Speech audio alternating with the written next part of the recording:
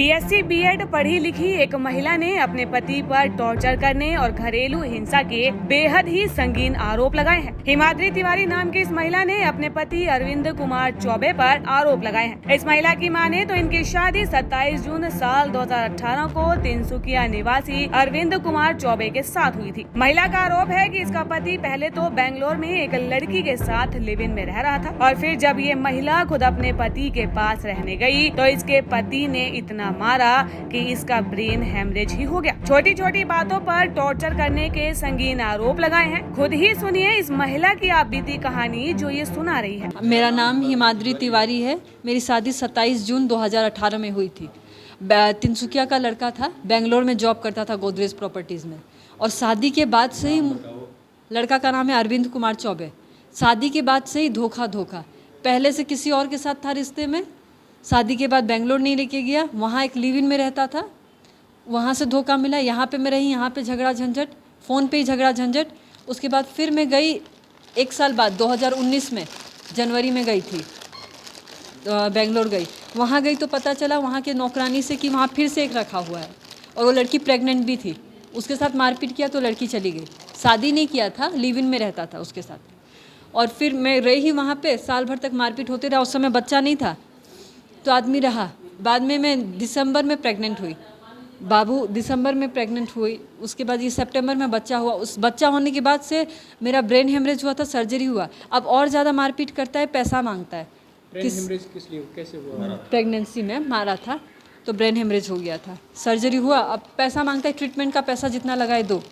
और उसके बाद बोलता है कि बेंगलोर में प्रॉपर्टी खरीदना है। आजकल लड़कियों का हिस्सा है माँ बाप के प्रॉपर्टी में, वो बेच के हमको पैसा देने के लिए बोलो बेंगलोर में प्रॉपर्टी खरीदेगा। और अभी भी किसी के साथ रिश्ते में है, उस समय भी था। मतलब बहुत ज़्यादा टॉर्चर हो गया, मार पीट के। मेरा एक बार तो आँख में मारा था, नीचे पूरा काला हो गया था। अभी वो सब दाग चला गया है। हाथ में दांत तोड़ा है। कोई बात नहीं। दांत तोड़ने के बाद फिर इलाज? आर्टिफिशियल दांत, इलाज नहीं, आर्टिफिशियल दांत है। 4 दांत पूरा आर्टिफिशियल है नीचे का। ये दांत किसने लगवाए फिर? हाँ, वही लगवाया।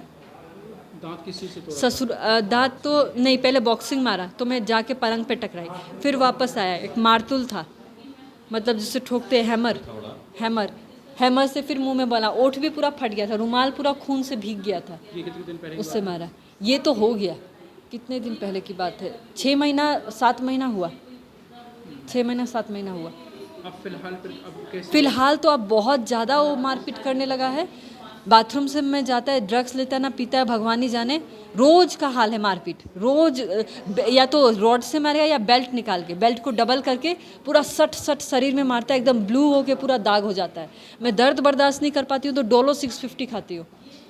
पेन किलर खा के मैं अपना रात गुजारती हूँ बहुत बार। तो आपको घर से बाहर नहीं जाने? नहीं, मुझे ना घर से बाहर जाने दिया जाता है, ना मेरे पास 1 रुपया रहता है कि मैं सब्जी उब्जी खरीदूँ। सब वहीं पे आता है। मैं जितना बोलती हूँ खाली उतना आता है। एक नौकरानी की तरह खाली मैं घर पे हूँ। घर के अंदर कब से बंद थी? साल भर हो गया। पेरेंट्स से बात नहीं करने की? नहीं, मोबाइल मेरे हाथ में है ही नहीं। मोबाइल मेरे हाथ में है ही नहीं कि मैं किसी को फ़ोन ही नहीं कर सकती हूँ। तो किसी को पेरेंट्स से नहीं। बात की हुई कितने दिन हुए? 3 साल हुआ क्या? 3 साल। 3 साल के बाद मैं उस दिन जो आदमी मिला था उसके फ़ोन से बात की। तो चाहता क्या था? क्यों छोड़ी, रीजन बताओ। घर छोड़ी थी कि सुबह मारपीट करके गया था। सुबह मारपीट करके अपने ऑफिस गया था। ऑफिस ना भगवान जाने कहाँ गया, संडे था। कैसे मारा, कैसे मारा? रॉड से, लोहा का रॉड से मारा था। देरी से उठी थी तो। और ये बूढ़ी फिर मतलब सास जो है वो बाबू को दिन भर से खाना नहीं बना था, इसको बिस्किट खिला रही थी तो बिस्किट के लिए कुछ बोलने लगी। वो भी मारती पीटती थी। उस दिन मारी पीटी नहीं, लेकिन ताना मारने लगी। तब मैं बोली कि ठीक है मैं रहूँगी ही नहीं, इससे तो अच्छा आदमी बाहर भीख मांग के खा ले। धमकी दिया था कि फिर मारेंगे। रेलवे स्टेशन पे इससे अच्छा आदमी भीख मांग के खाए, इसलिए मैं निकल गई। धमकी दिया ना कि मारेंगे फिर। हाँ, हमेशा मारपीट सुबह शाम। जब वो घर में रहता है ना, मैं भगवान भगवान करते रहती हूँ। कारण क्या था? शाम को आते तो फिर बूढ़ी बोलती। क्यों पीटता था? कुछ नहीं, कभी 5 मिनट लेट हो जाए तो, कभी चाय में चीनी कम है तो, कभी चाय का कलर अच्छा नहीं तो, कभी चाय में टेस्ट अच्छा नहीं है तो, कभी सब्जी में तेल ज़्यादा है तो, कुछ ना कुछ छोटा मोटा बहाना। कभी जूता पॉलिश नहीं है तो, कभी कपड़ा प्रेस नहीं है तब। तो अब भी किसी औरत के संपर्क में था क्या? हाँ, मैं सुनी तो हूँ, प्रूफ मेरे पास नहीं है, लेकिन मैं सुनी हूँ कि किसी से कोर्ट मैरिज करके रखा हुआ है। ये कारण रहा। हाँ, प्रूफ नहीं है मेरे पास। तो किस तरह से निकल करके आई वहाँ से? मैं तो अकेले भाग के आई हूँ। मैं रात को अकेले पैदल पैदल निकल गई। रास्ता में ऑटो मिला, वो ऑटो वाला को मैं भैया भैया करके उसके घर पे रुकी। फिर वो ऑटो वाला रेलवे स्टेशन छोड़ा। रेलवे स्टेशन में फिर एक मुस्लिम भैया मिला, वो टिकट हम लोग का कराया। तो लोकल मैसूर तक, वो लोकल ट्रेन थी, मैसूर तक गई। फिर वहाँ पे ट्रेन साफ़ सफाई हुई, 2-3 घंटा हम लोग वहीं पे सोए रहे। फिर वही ट्रेन वापस आई, तो वापस आए सुबह, फिर बेंगलोर पहुँचे। अस्सी खेरा पहुँचे और वहाँ से दिल्ली के लिए ट्रेन आ रही थी। वहाँ से दिल्ली के लिए ट्रेन आ रही थी। दिन में शाम को ट्रेन थी, तब हम लोग शाम को ट्रेन पकड़े। टिकट कैसे? टिकट तो पिताजी को, तो वो भैया का फ़ोन से फ़ोन किए। वो भैया का फ़ोन से, वो भैया बोला अपने पापा को फ़ोन करो। हम बोले कि नहीं, अब 3 साल हो गया, अभी क्या फ़ोन करे। बोले नहीं फिर भी माँ बाप है ना, एक बार फ़ोन करो। उसी का फ़ोन, अपना फ़ोन दिया। नंबर मुझे याद था, पिताजी का नंबर याद था, उसी से मैं डायल की, फ़ोन की। उसके वो बता दिए थे एड्रेस कि यहाँ पे रुकी है। तो 80 खेरा, वही रेलवे स्टेशन पे पिताजी आए। हाँ, वहाँ पे, मेन बेंगलोर में नहीं, 80 खेरा, वहाँ पे मैं रेलवे स्टेशन पे, वहाँ पे रेलवे स्टेशन पे रुकी हुई थी, वहाँ पे आए। क्या चाहते हैं आप? क्या होना चाहिए ऐसे आदमी के साथ? सज़ा मिलना चाहिए ताकि वो दूसरी लड़की का ज़िंदगी बर्बाद ना करे, क्योंकि उसके साथ जो रहेगा वो रोएगा। ऐसा लड़का का फितरत कभी नहीं बदलता है। वो जैसे मेरा किया और किसी और का करेगा। कंप्लेंट देने जा रही है? हाँ, कंप्लेन देने जा रही हूँ। और मैं चाहती हूँ मेरा बच्चा का पूरा रिस्पॉन्सिबिलिटी, पूरा खर्चा वो भेजे। बच्चा मैं तो जाने नहीं दूंगी। किस कंपनी में सर्विस करते हैं? गोदरेज प्रॉपर्टीज। किस पोस्ट पे है? Channel sales head. अब तो उसका हैवानियत इतना बढ़ गया कि उसने लोहे की रॉड से मुझे मेरे पैर में मारा। पूरा फूल गया था, मैं दवा खा के, तब बच्चा भी दिन भर भूखे रहा, कुछ कर नहीं पाई। लोहे की रॉड से मारा, और रॉड वो बाथरूम में रहता है, उससे अंदर का जब ब्लॉकेज हो जाता है, बेसिन उसने साफ़ करने के लिए रखा जाता है, उसी को उठा के मारना शुरू करता है। कपड़ा प्रेस नहीं हुआ था, उसके लिए मारा। एक ब्लैक पैंट था उसका, उसी को पहनना था, प्रेस नहीं हुआ तो उसको उठा के मारा। देरी से उठी, उसके लिए मारा। शंकालु प्रवृत्ति के बारे में कैसे पता चला? क्या किस तरह से शंका करता था वो आपके ऊपर? शंका, बाहर किसी के साथ बात नहीं करने देता है, निकलने नहीं देता है, किसी के साथ भी बात नहीं करने देता है। मैं जॉब का भी बोली तो जॉब नहीं करना है तुमको, तुम घर में ही रहो। क्या पढ़ाई की है आपने? मैंने BSc B.Ed किया हुआ है, और मैं KV में, सेंट्रल KB में नवोदय विद्यालय में पढ़ा चुकी हूँ शादी से पहले। 4 साल 5 साल पढ़ाई थी, उसके बाद मेरी शादी हुई थी। उसके बाद शादी के बाद तो मैं बैठी गई। 5 साल शादी को हो गया, 5 साल मुझे कुछ करने ही नहीं दिया। डॉक्यूमेंट्स अपने पास रखा है, मेरा पूरा फाइल अपने पास रखा हुआ है, एक्सपीरियंस सर्टिफिकेट, मार्कशीट सब उसके पास है। सिगरेट से इसने मुझे जलाया हाथ में, यहाँ पे सिगरेट से जलाया, ये रेजर से काटा है मेरे पूरे हाथ में। कैमरे वगैरह लगाए हुए थे? हाँ, बाथरूम में उसने CCTV कैमरा लगा के रखा है, हॉल में लगाया है, हर जगह, किचन उचन में लगाया है, सब जगह का तो चलो लगा दिया आपने इन्फॉर्मेशन के लिए। बाथरूम में वो किस लिए लगाया है? क्या पिक्चर बनाने के लिए बाथरूम में लगाया है? आपको कब मालूम हुआ इसके बारे में? अपनी माँ से बात कर रहा था, तब मैंने सुना। बाथरूम के शावर में, स्प्रे में, हर जगह CCTV कैमरा लगा हुआ है। हाँ, हमारी वीडियो लीक होने का डर है। हाँ, मुझे अपनी वीडियो बाथरूम के लीक होने का डर है। बाथरूम में कोई अच्छा आदमी तो कभी नहीं लगाएगा कैमरा, मुझे अपनी वीडियो भी लीक होने का डर है उसके पास। ब्लैकमेल करेगा वो वीडियो लेके। जबरदस्ती सिग्नेचर किया है, रिकॉर्डिंग किया है। हाँ, जेठ मुझे सिग्नेचर कराया ज़बरदस्ती कि 5 साल तक बच्चा कि क्या बोलते हैं, हाँ सेंस नहीं है, लेकिन एक पेपर में जेठ लिखवाया है कि बच्चा बाप के पास रहेगा, और भी बहुत कुछ। जब मैं 3 साल पहले जब मैं ससुराल में थी, तो जेठ एक ब्लैंक पेपर में बोलते गया है, मैं लिखते गई। वो डिक्टेट किया है, 1 सेकंड, वो डिक्टेट किया है, मैं लिखते गई हूँ, और उसके बाद उसमें मेरा साइन दिया है। हैंड राइटिंग मेरा ही है, वो सब बहुत चला के अपने हाथ से नहीं लिखे हैं, अपने बोलते गए मेरे हाथ से लिखवाए हैं। प्रॉपर्टी में से किस तरह से हिस्सा कब मांगी थी?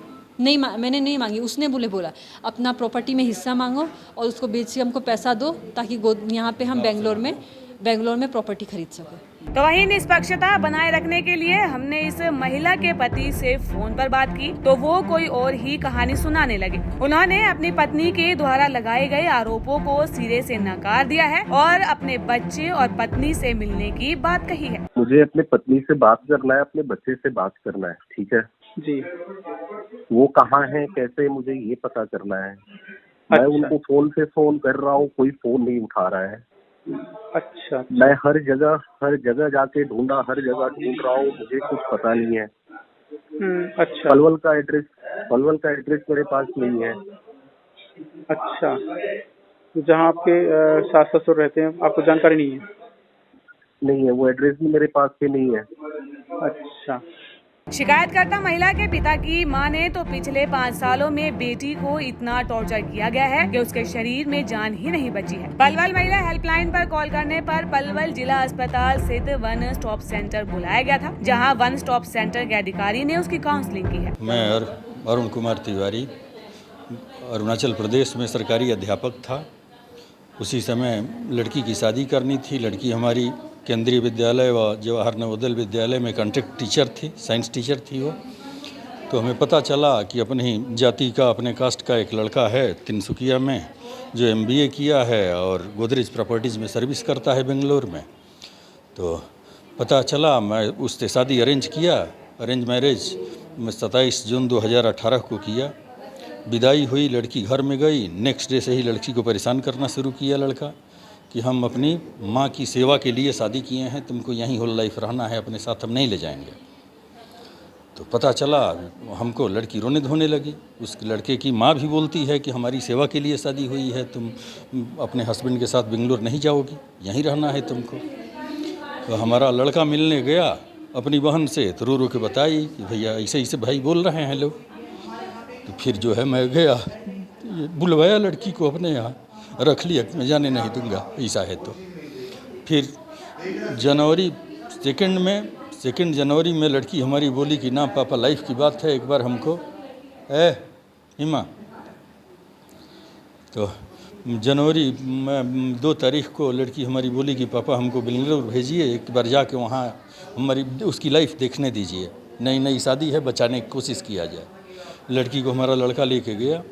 वहाँ गया तो घर में फ्लैट में काम करने वाली जो कांची थी, वो जाते ही बताई कि ये लड़का तो ड्रग्स लेता है, कभी कभी नशा में कपड़ा जलाता है, मारपीट करता है, और लड़की रखा है। तो वहाँ हमारा लड़का भी देखा, ये लेडीज़ घड़ी वहाँ मिली, प्रेगनेंसी किट मिला, लेडीज़ कान का रिंग मिला, कुछ लेडीज़ कपड़ा मिला। तो उस पर कांची भी लड़की को बताई हमारा कि वो तो एक लड़की से रखता है जिसका नाम शायद निधि शर्मा था, निधि नाम की लड़की थी कोई। तो ये लड़की हमारा रात में उसको बोली कि भाई ऐसा क्यों करते हो, जब हमारे साथ ऐसा ही करना था तो शादी क्यों किया, जब किसी से रिलेशन था, रहना था। तो लड़की से मारपीट करने लगा। लड़का हमारा बचाया, लड़का हमारा उम्र में छोटा लड़का था, बचाया। लड़का को भी बोला कि तुमको फाड़ देंगे, दीवार पर मारता है, बॉक्सिंग मारना शुरू करता है। लड़का रोते हुए बाहर निकल के हमको फ्लैट से फ़ोन किया कि पापा ऐसे यहाँ हो रहा है। जब लड़का हमको फ़ोन किया तो हम लड़के को एडवाइस दिए कि तुम बेचारा 100 नंबर को कॉल करो, 100 नंबर को कॉल करो। लड़का 100 नंबर को कॉल कर दिया। बेंगलोर पुलिस आई, फ्लैट में पुलिस घुसी। फ्लैट में जब पुलिस घुसी तो देख के ये डर गया। उस समय लड़की हमारी अपनी शादी बचाने के लिए बोली पुलिस वालों से कि हम लोगों का पर्सनल मैटर है, फैमिली मैटर आपस में सॉल्व कर लेंगे, आप लोग प्लीज़ जाइए। लड़की मैटर सॉल्व करना चाहती थी तो बोली, रिक्वेस्ट की, पुलिस वाले लौट गए। उसके बाद से लड़का हमारा चला आया, लड़की वहाँ थी, लड़की से मारपीट शुरू किया, फ़ोन छीन लिया। पहले ही माँ बाप से कोई बातचीत नहीं, कोई संपर्क नहीं, बातचीत नहीं करने देता है। कितने दिन से संपर्क नहीं था?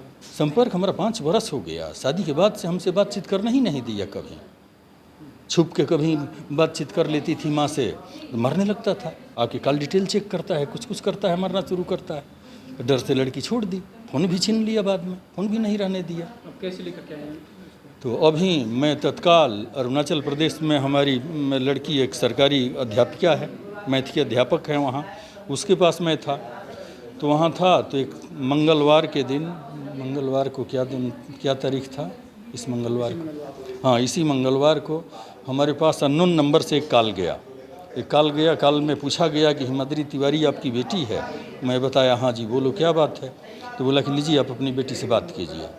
बात किए तो बेटी हमारी फ़ोन पर रोने लगी। पूछे हम कि क्या बात है बेटा, तो बोली कि पापा बड़ी मार मारा है हमको रड से, हम यहाँ भाग के स्टेशन पर खड़े हैं। फिर हम बोले उसको कि अच्छा बेटा चुप रहो, उस भैया को फ़ोन दो जिससे बात कर रही हो। उसको लिए हम बोले कि बेटा तुम वहीं के हो, तो बोला हम यहाँ सर्विस करते हैं, 12,000 रुपया पेमेंट पाते हैं, हम यहीं रहते हैं।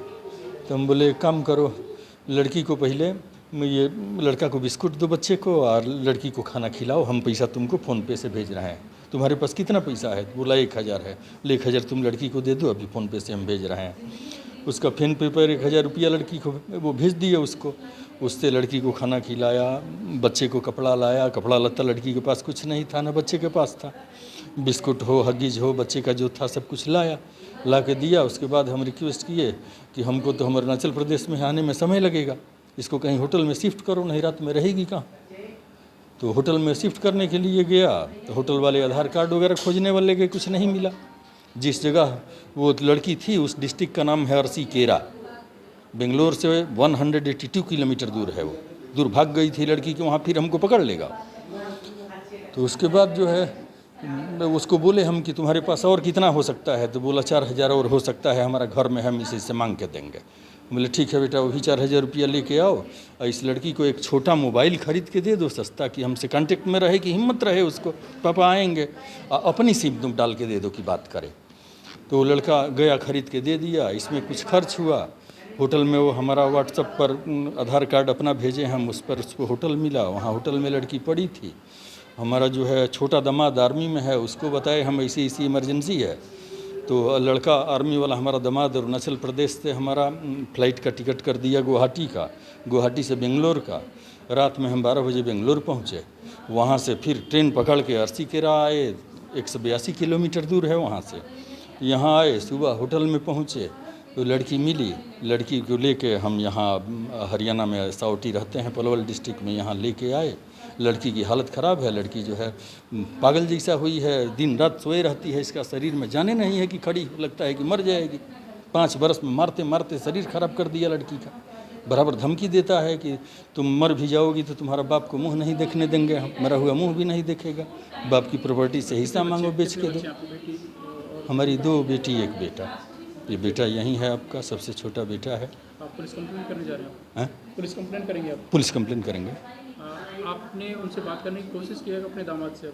हमसे बात नहीं करता हो, नहीं करता ना, हमसे बात नहीं करता। हरियाणा सरकार के महिला एवं बाल विकास मंत्रालय के द्वारा संचालित वन स्टॉप सेंटर की संचालिका सपना की मां ने तो बीती शाम डायल 181 पर कॉल आई थी, जिस पर सुबह उन्होंने वन स्टॉप सेंटर में बुलाया था और यहां पर शिकायतकर्ता महिला की काउंसलिंग के दौरान पूरी हिस्ट्री बताई गई है। कल इवनिंग में मेरे पास 181 के थ्रू महिला हेल्पलाइन है जो हमारी, उसके थ्रू ये केस आया है। तो मैंने कांटेक्ट किया, अंकल से मेरी बात हुई तो उन्होंने मुझे सारी डिटेल बताई कि उनकी बेटी के साथ ऐसे ऐसे हुआ है। तो मैंने उन्हें कहा कि आप कल मॉर्निंग में आइए।